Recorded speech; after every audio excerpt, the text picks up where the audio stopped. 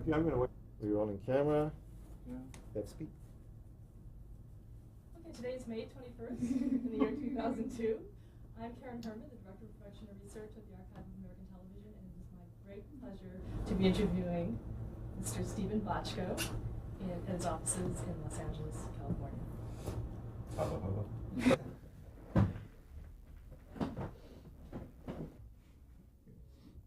Okay, we'd like to take some time and get some of your background and influences. And our first question is, what is your name at birth?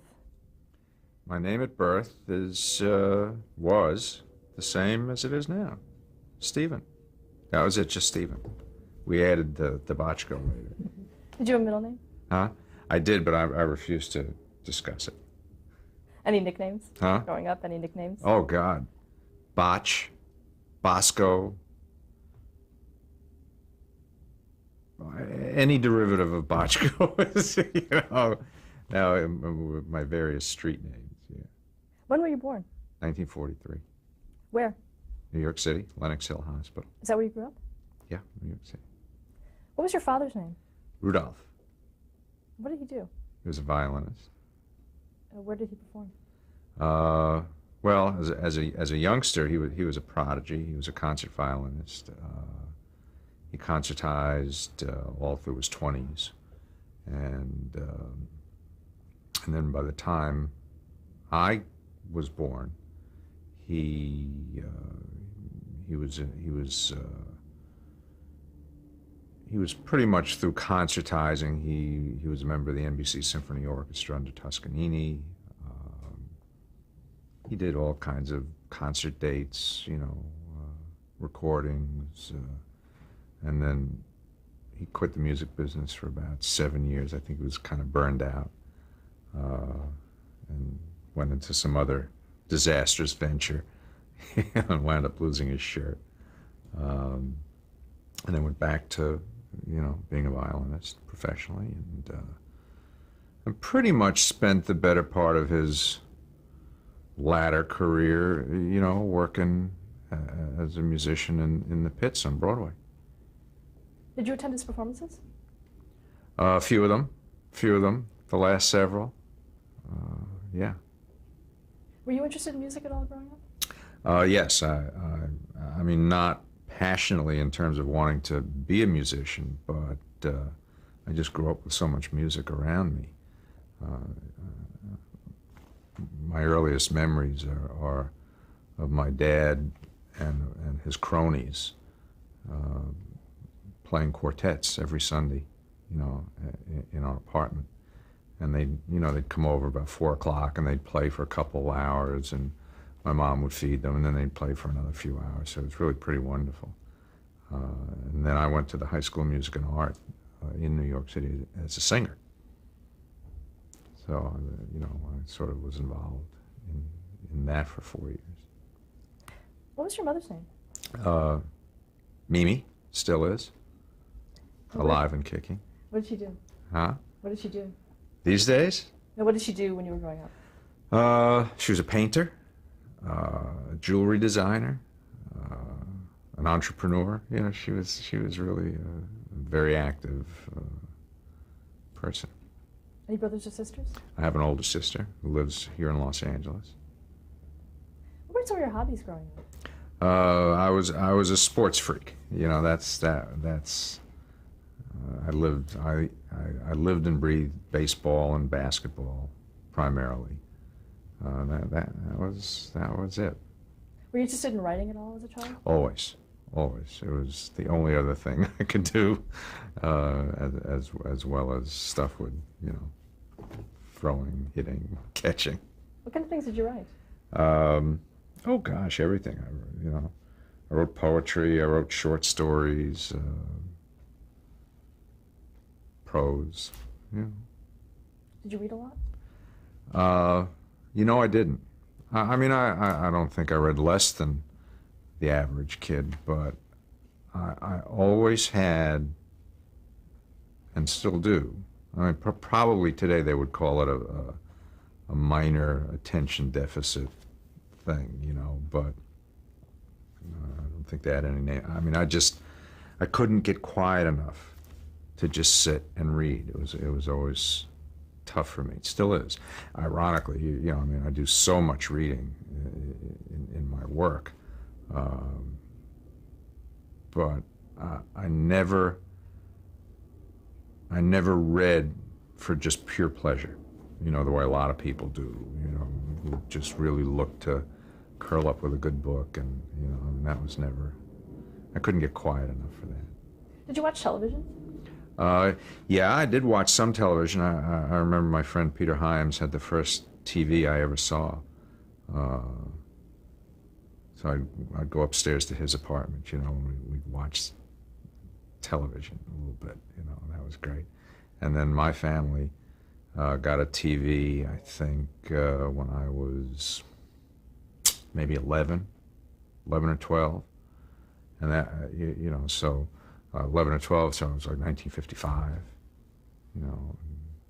What were some of your favorite shows growing up? I loved them all. I mean, I loved all the comedies, which were essentially what was on in those days. You know, Martin and Lewis, or Milton Berle, Lucy, Red Buttons. So it was a big favorite of mine.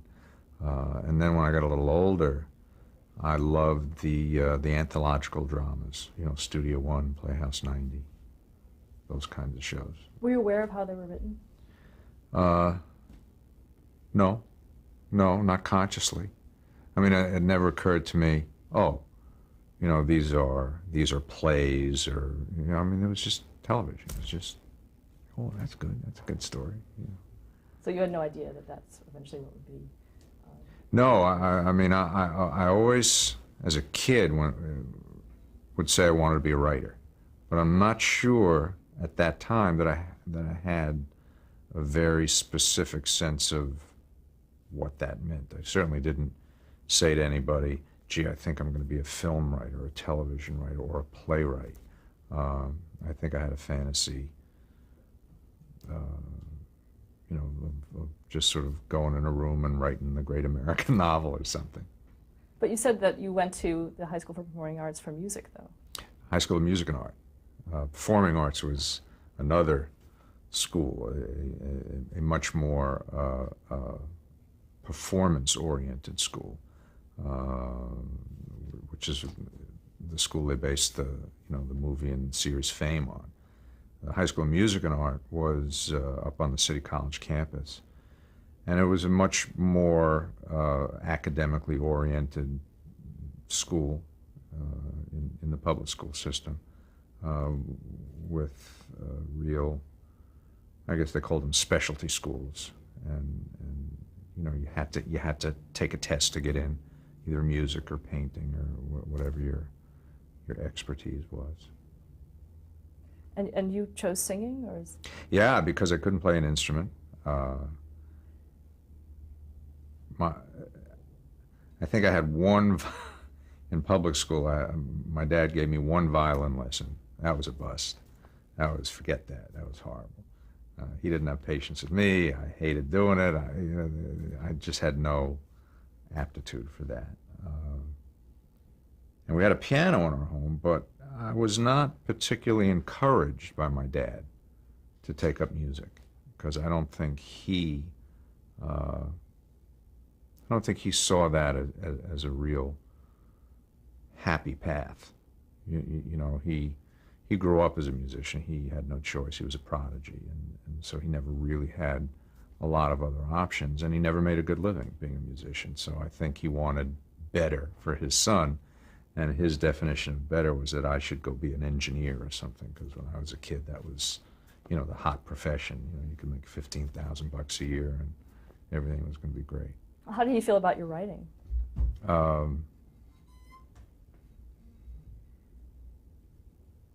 My dad didn't have a problem with anything that I did. I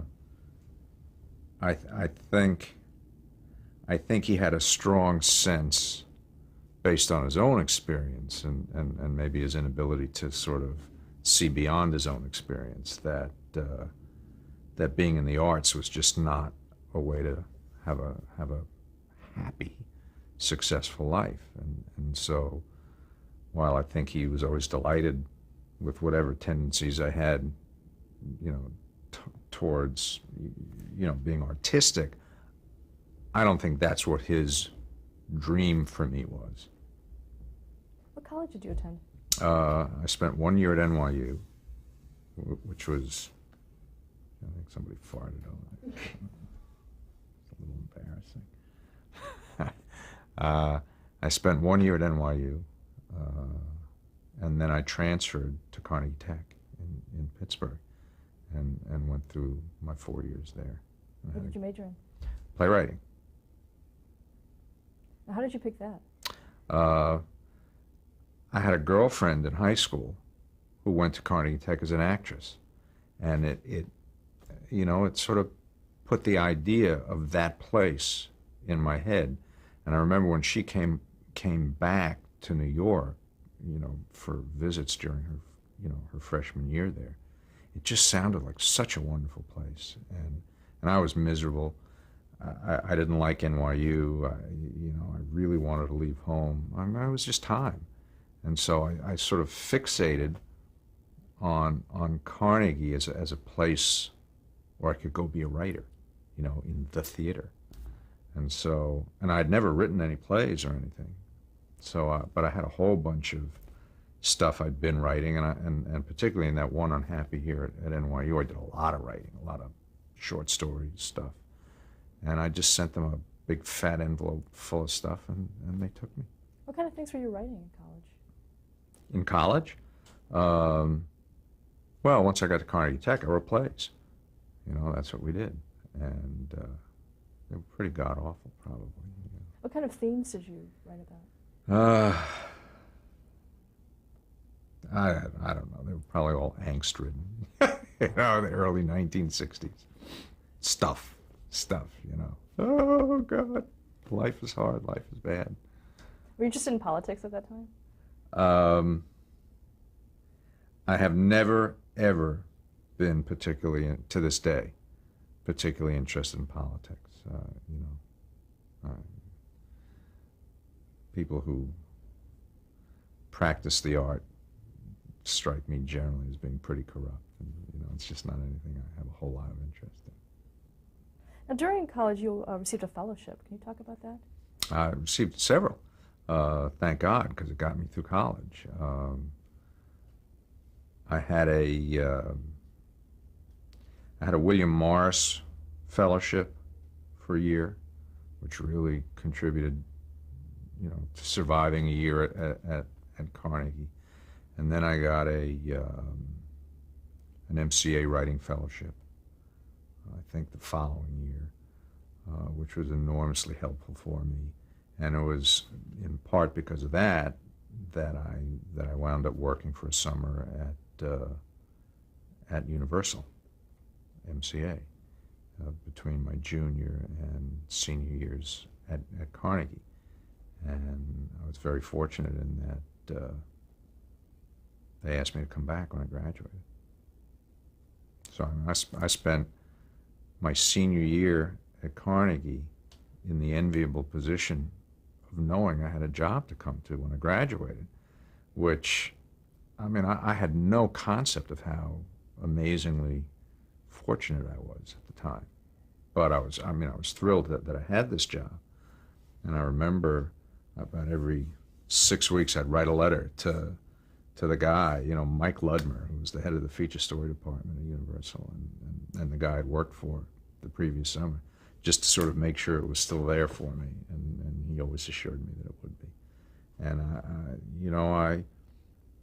I took my last exam at Carnegie. I didn't even stay for graduation. I just got in my car and with Michael Tucker, the actor, my pal, and we drove 52 hours to Los Angeles, and I went to work like 2 days later. What was your job there? I started out just as a sort of an assistant, a kid assistant to Mike, with the specific chore of administrating a fellowship program that they had, where Universal would bring out some of these writers who'd had this fellowship, the one that I'd actually had the year before, and give them an office and put them up for 2 weeks at a motel across the street that I think actually Universal owned, and gave them free run of the lot.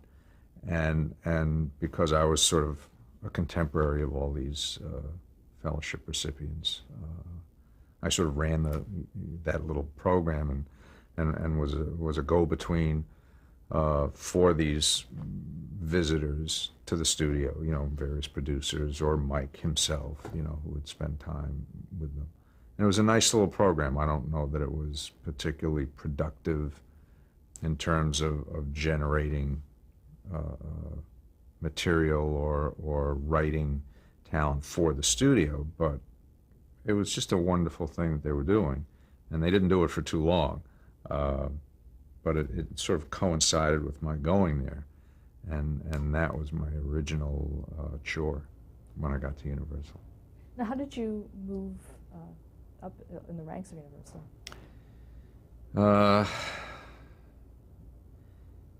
I was a kid. And Mike Ludmer knew I wanted to be a writer. And so he really sort of made the studio accessible to me.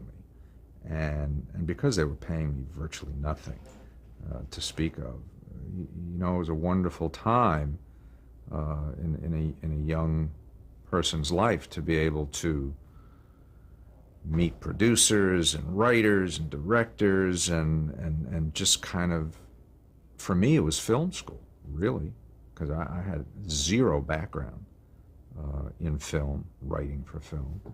And little by little, I began to meet all these terrific, well-established people in this huge place that Universal was in those days. And I think Mike, because he was the head of this feature story department, had a sort of a bias towards, motion pictures. On the other hand, here I was a kid writer, and Universal had just dozens of hours of television that they were churning out every year. And so inevitably, they started steering me towards writing for television. And so I started doing some really interesting writing chores. 1967, 68, I'd been there a year and a half, something like that. And they started me, in retrospect, it was extraordinary training. They started me taking unsold pilots, 1-hour pilots, as well as 1-hour anthological dramas that had been produced for a show called Chrysler Theater, and expanding them into 2-hour movies, on the cheap. And what Universal would do is take these, B- movies that resulted from this process and just put them together in these movie packages and sell them overseas, and under the heading of no part of the pig goes unused. And it was an extraordinary opportunity for me to learn craft, pure craft, because I was working on other people's material.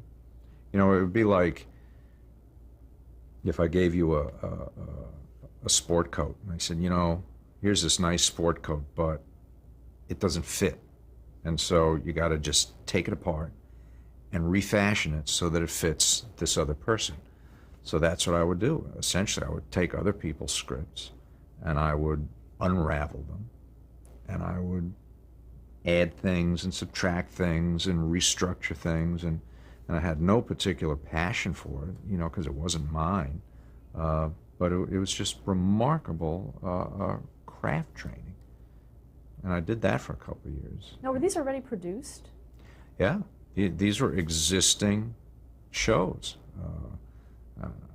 I've told the story before. The first professional writing credit I ever received was for an episode of the Chrysler Theater, in which I expanded a 1-hour drama into a 2-hour movie by writing backstory for all the primary characters in this thing, because they didn't want to hire any of the actors who'd been in the original because they were too expensive. It was like Rod Steiger and Robert Coe. So we sort of created this backstory for them when they were kids, you know, and so we shot all this additional material, and it's probably god-awful. And then, you know, sort of unraveled the existing hour and spliced in all these backstory pieces and turned it into a 2-hour piece. And I was so naive about the business. It didn't even occur to me that my name was going to be on the screen. And suddenly, when this thing was finished and I went to see it, it said written by Rod Serling and Stephen Bochco. That was my first professional writing credit.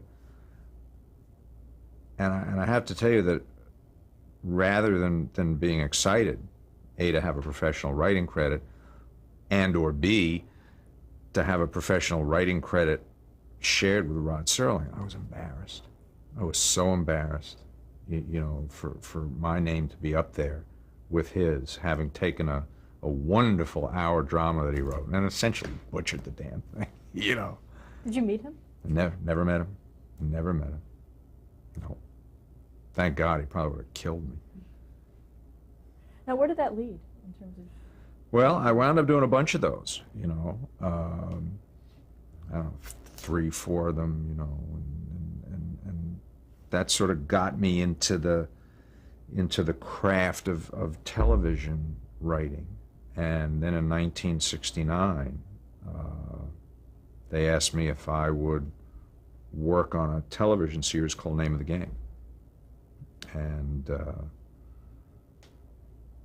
you know, like as a staff writer, story editor. And I said, well, yeah, okay. And I had a meeting with this guy, George Eckstein, who was a really nice man, who was the producer of the Robert Stack segments of Name of the Game. And so then I became a sort of a kid writer on that show.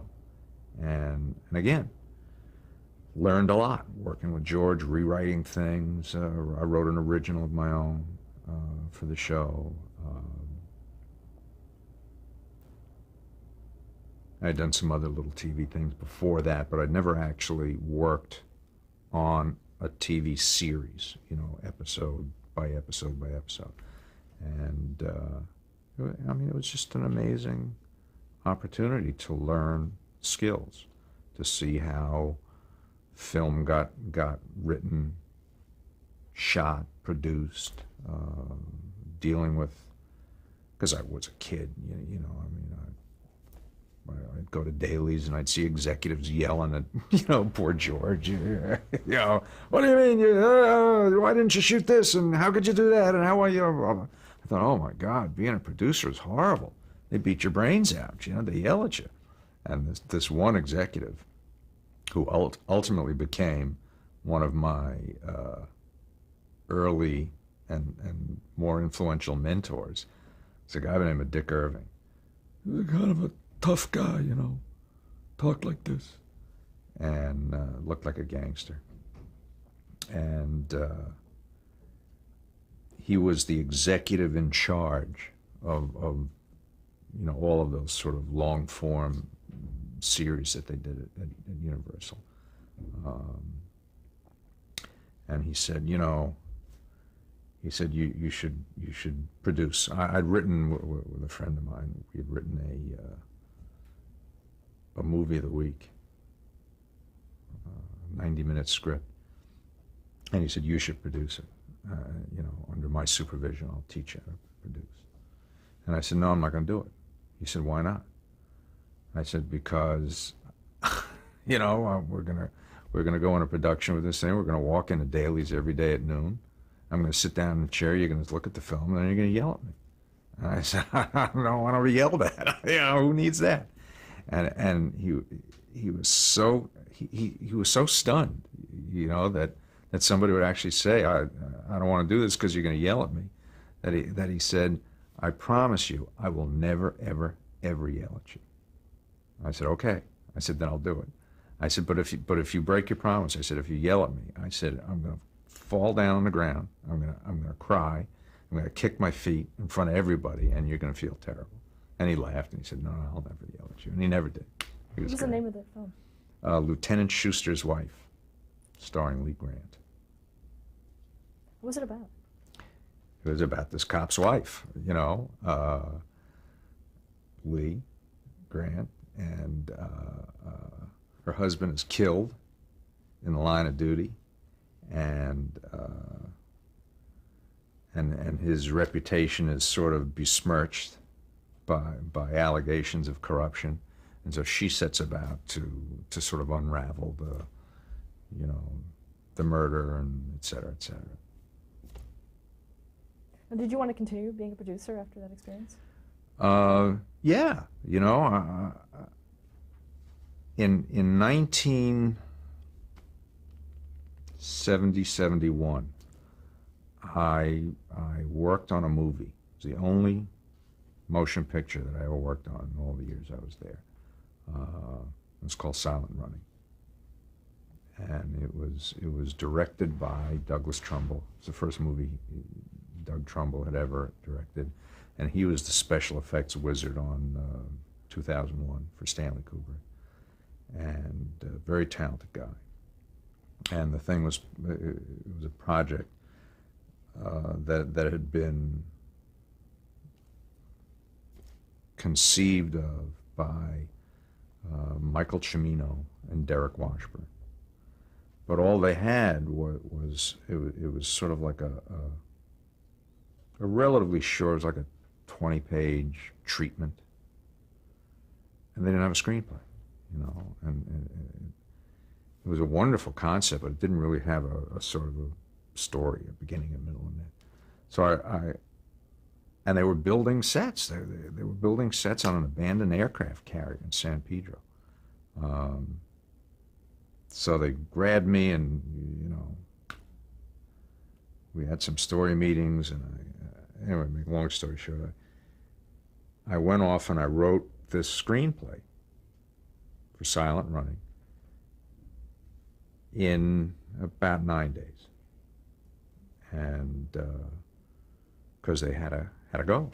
So I wrote it very quickly, and I thought they did such a terrible. First of all, it was probably a lousy script, but I thought they did a terrible disservice to the material. And it was such a frustrating experience for me because, however naive I was, young I was, I did have a certain idea about this project, and internally what I wanted it to sound like more than look like, because I had no particular visual imagination. I don't know that I do to this day. But I hear, I hear stuff. I always hear what I write. I don't necessarily see it. And I was so frustrated by the liberties they took with the material that I thought, well, if I can be a producer, I can have more control over what I write. So that was my original impetus to go towards producing. Let's stop there to change the tape. Good.